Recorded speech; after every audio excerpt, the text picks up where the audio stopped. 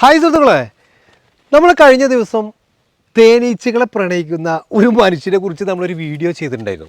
അപ്പോൾ ഒരുപാട് ആളുകൾ ഇങ്ങനെ വിളിച്ചു ചോദിച്ചുകൊണ്ടിരിക്കുകയാണ്, ഈ ചെറുതേനീച്ചയുടെ കോളനി എങ്ങനെയാണ് നിർമ്മിക്കുക? അതായത് നമ്മുടെ വീട്ടിലൊക്കെ ഈ എന്താ പറയുക, ചെറിയ ചെറിയ ഹോളുകളിൽ, അതുപോലെ തന്നെ മീറ്റർ ബോക്സുകളിൽ, പൈപ്പുകളിൽ, അങ്ങനെ ചെറിയ ഹോളുകളിലൊക്കെ ഇങ്ങനെ ചെറുതേനീച്ച ഇങ്ങനെ പറക്കുന്നത് കാണുന്നുണ്ടാവും. പക്ഷേ നമ്മൾ വർഷങ്ങളായിട്ട് ഇങ്ങനെ കാണുന്നത് അത് എങ്ങനെ എടുക്കാമെന്ന് നമുക്കറിയില്ല. അതെന്തെങ്കിലും ഒരിക്കൽ തേന് കിട്ടുമെന്ന് വിചാരിച്ച് നമ്മളതിന് ശല്യപ്പെടുത്താനും പോകാറില്ല. അതങ്ങനെ പറന്ന് കളിക്കും വർഷങ്ങളോളം. അപ്പോൾ നമ്മുടെ ദിനേശ് ചേട്ടനെ നമ്മൾ വിളിച്ചു. അപ്പോൾ അദ്ദേഹത്തിനോട് വിളിച്ചപ്പോൾ അദ്ദേഹം പറഞ്ഞു, ധൈര്യമായിട്ട് വാ, നമുക്ക് കാണിച്ചു കൊടുക്കാമെന്ന്. ഇങ്ങോട്ടൊക്കെ വീടിൻ്റെ മുറ്റാണ് കാണുന്നത്. ഈ മുറ്റത്തൊക്കെ ഒരുപാട് തേൻ കൂടുകൾ, ചെറിയ തേൻ കൂടുകൾ നമുക്കിങ്ങനെ കാണാം. വീടിൻ്റെ ബാക്കിലൊക്കെ ഒന്നും പറയുന്നേ വേണ്ട, നമ്മൾ കണ്ടതാണ് കഴിഞ്ഞ വീടുകൾ 6000-ന് മുകളിലുണ്ടെന്ന് പറയുന്നത്. ഞാൻ ഇവിടെ വന്നു നോക്കിയപ്പോൾ നിങ്ങൾ ഒരുപാട് ആളുകൾ ചെറുതേന് വേണ്ടി ഓർഡർ ചെയ്തിട്ടുണ്ട്. അതിൻ്റെ പാക്കിങ് നടന്നുകൊണ്ടിരിക്കുകയാണ്. നമ്മളൊരു വീഡിയോ കണ്ടിട്ട് ഓർഡർ ചെയ്താണ് ഈ കാണുന്നതൊക്കെ. ആണ് എല്ലാവരും വളരെ പെട്ടെന്ന് തന്നെ സാധനം വീട്ടിലെത്തുന്നതായി. തീർന്നാ സാധനം? ഇല്ല, സാധനം കുറച്ചുകൂടി ഉണ്ട് അല്ലേ? ഉണ്ട്. അപ്പോൾ ഓർഡർ ചെയ്ത് ഇങ്ങനെ കൊറിയർ ഇങ്ങനെ അയച്ചുകൊണ്ടിരിക്കുകയാണ്. എത്ര മാസം കൊണ്ടാണ് അപ്പോൾ ഇത്രയും നമ്മൾ ആ കണ്ടത് നമ്മൾ എടുത്തിട്ടുണ്ടായിരുന്നത്? നമ്മള് മാർച്ച് ഏപ്രിൽ മെയ് മാസം തേനെടുക്കുന്നത് കൂടാതെ കണ്ട് മീറ്റർ ബോക്സിൽ കളക്ട് ചെയ്യും. പിന്നെ മരക്കുട്ടകളെയും മരം മുറിക്കുന്നവരെയും ബന്ധപ്പെട്ടിട്ട് അങ്ങനെ കളക്ട് ചെയ്യുന്നുണ്ട്. ഏതെല്ലാം തരത്തിലും നമുക്ക് മരം മുറിക്കുമ്പോൾ കിട്ടും പറഞ്ഞപ്പോഴാണ് ഞാനിത് ചേട്ടനോട് ചോദിച്ചത്. ഇവിടെ ഇങ്ങനെ പാറി പറക്കുന്നുണ്ട് ഒരു മരത്തിന്റെ പീസിൽ നിന്ന്. അപ്പൊ ഞാൻ ഇവിടെ കുറച്ച് മുന്നേ ഇവിടെ വന്നിട്ടുണ്ടായിരുന്നു കേട്ടോ. അപ്പൊ ഈ ചേട്ടൻ പറയാണ്, ഈ മരപ്പ് കൊണ്ടുവന്നാ ഇതിലടക്കം ഇതിൽ തേനുണ്ടോ? ഇതിൽ തേനുണ്ട്. ഇത് ഇതേമാതിരി കൊണ്ടുവന്നാണോ? മീറ്റർ ബോക്സിൽ കളക്ട് ചെയ്യാൻ പോയ സമയത്ത് അന്ന് കൊണ്ടുവന്നാണ് ചേട്ടൻ നമുക്ക് ഇതുപോലെ മരത്തിന്റെ ഇതെവിടെ കൂടിന്റെ ഓളെവിടെ? ഇവിടെയാണ്. ഓ, ഇതിൽ നിന്ന് ഇങ്ങനെ വരുന്നു പോകുന്നു. ഇനി ഇതൊരു കോളനിയാക്കി മാറ്റും. അപ്പൊ ആ ഒരു കോളനി നമ്മുടെ വീട്ടിലും ഇതുപോലെ തന്നെ ഇതേമാതിരി തന്നെ നമ്മൾ കാണാറുണ്ട്. ചെറിയ ചെറിയ ആ ഹോളുകളിലൊക്കെ നമ്മൾ കാണാറില്ലേ? അപ്പൊ അതൊക്കെ എങ്ങനെ പിടിക്കുന്നു നമുക്ക് ഒരു പിടിയില്ലാണ്ടിരിക്കുക, വർഷങ്ങളോളായിട്ട് കണ്ടുകൊണ്ടിരിക്കാവും. അപ്പൊ ആ സാധനം നമ്മൾ ഇനി എങ്ങനെ കോളനി ആക്കി മാറ്റും എന്നുള്ളത് കാണിക്കാൻ വേണ്ടിയിട്ടാണ് ഇന്നത്തെ ഒരു വീഡിയോ. ഇവിടെ വന്നോക്കുമ്പോൾ ചേട്ടൻ ഭയങ്കര തിരക്കിലാണ്. എന്തായാലും ഇന്നത്തെ കഴിഞ്ഞ് നാളെ നമ്മൾ ഈ ഒരു വീഡിയോ അല്ലെങ്കിൽ ഈ ഒരു കോളനി എങ്ങനെ ആക്കി മാറ്റുന്നു നമ്മുടെ വീട്ടിലും ഇതുപോലെ തന്നെ വെക്കാലോ. തീർച്ചയായിട്ടും ഇത് കണ്ടതിന് ശേഷം ഓരോരാൾക്കും എങ്ങനെ നമ്മുടെ വീട്ടിൽ തേനീച്ചയെ വളർത്താം എന്നുള്ളത് വളരെ വ്യക്തമായിട്ട് മനസ്സിലാക്കാം. നമ്മൾ ഈ തേനിപ്പ് ഇവിടുന്ന് വാങ്ങിച്ചു അല്ലേ? ഇത് നമ്മൾ അവിടെ വീട്ടിൽ കൊണ്ടുപോയതിനു ശേഷം ഇത് വർഷങ്ങളോളം ഇരിക്കുന്നു പറഞ്ഞു കേടുവരാതെ. അപ്പോൾ അത് നമ്മൾ എന്തെങ്കിലും ചെയ്യേണ്ടതുണ്ടോ? ഇപ്പോൾ ഈ വാങ്ങിച്ചിട്ട്, കാരണം ഇതൊക്കെ ഇപ്പോൾ 100 കണക്കിന് ഓർഡറുകൾ ഇങ്ങനെ വന്നിങ്ങനെ പോയിക്കൊണ്ടിരിക്കുകയാണ്. അപ്പോൾ ഇത് ശരിക്കും വേറെ എന്തെങ്കിലും ചെയ്യേണ്ടതുണ്ടോ? നമ്മള് വെയിൽ കൊള്ളിച്ചിട്ട് ആക്കി വെച്ചാണ്. ഓക്കെ, അത് ഇനി ഇവര് കൊണ്ടുപോയിട്ട് കുറച്ച് നാളെ ഒരു 5-6 മാസം കഴിയുമ്പോൾ ചെറുങ്ങനെ പതിയും.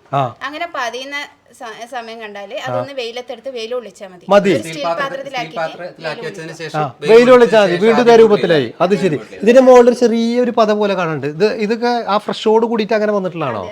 ചെറുങ്ങനെ പൂമ്പൊടിയുടെ അംശമുണ്ട്. അത് ശരി. ഇത് കടയിൽ നിന്ന് വായിച്ചാൽ കിട്ടില്ല കേട്ടോ ഈ പൂമ്പൊടിയുടെ അംശം ഒന്നും വേണ്ട. ഓക്കെ, അടിപൊളി. അപ്പൊ ഇത് നമ്മൾ കൊണ്ടുപോയിട്ട് ഇനി പാത്രം മാറ്റേണ്ടതുണ്ടോ? ഇത് കൊണ്ടുപോയിട്ട് നേരെ ചില്ല് ബോട്ടിലാക്കി വെക്കുന്ന ഏറ്റവും നല്ലത്. നല്ല ആറിയ തുണിയെടുത്ത് തുടച്ച ചില്ല് ബോട്ടിലേക്ക്, അതായത് വെള്ളത്തിന്റെ അംശം ഇല്ലാത്തൊരു ചില്ല് ബോട്ടിലേക്ക്. ഓക്കെ, അതെ.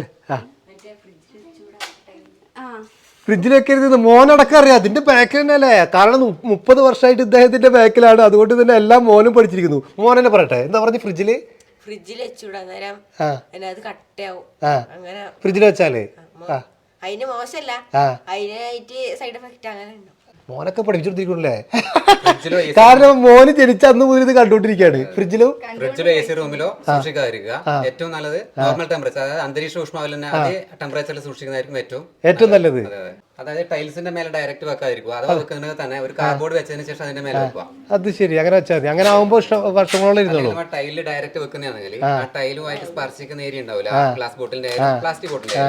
അപ്പൊ ആ ഭാഗത്ത് അത്രയും ഏരിയ ചെറിയ ക്രിസ്റ്റൽ ആയിട്ടുണ്ടാവും. അത് ശരി, അത് ശരി. അതുപോലെ തന്നെ ഒത്തിരി ആളുകൾ ഇങ്ങനെ വിളിച്ചിട്ട് ഇങ്ങനെ പറയുന്നുണ്ട്, വിളിച്ച കിട്ടുന്നില്ല. അത് എനിക്ക് മെസ്സേജ് വരുത്. അത് വെച്ചാൽ നമ്മളെപ്പോഴും ഇതിന്റെ പിറകിൽ തന്നെയാണ്. പിന്നെ നമുക്ക് തേനീച്ച കൂട് നോക്കണല്ലോ.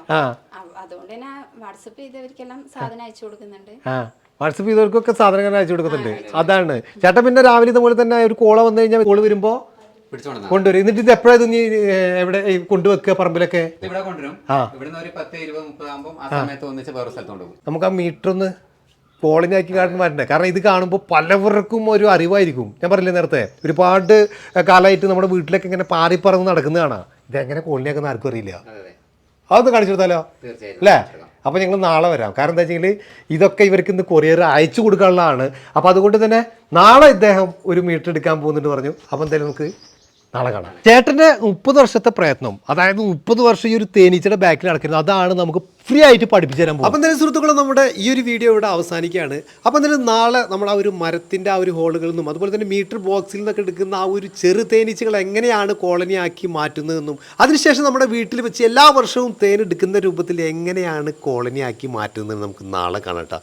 അതുപോലെ തന്നെ ആർക്കെങ്കിലൊക്കെ ചെറുതേൻ വേണമെങ്കിൽ ഇവരുടെ വാട്സപ്പ് നമ്പർ ഞാൻ കൊടുത്തിട്ടുണ്ട്. അതിലേക്ക് മെസ്സേജ് അയക്കുകയാണെങ്കിൽ ഇവർ അത് കൊറിയറായിട്ട് അയച്ചു 1 കിലോന് 2400 രൂപക്കാണ് ഇപ്പോൾ കൊടുത്തു വരുന്നതെന്നാണ് പറഞ്ഞത്.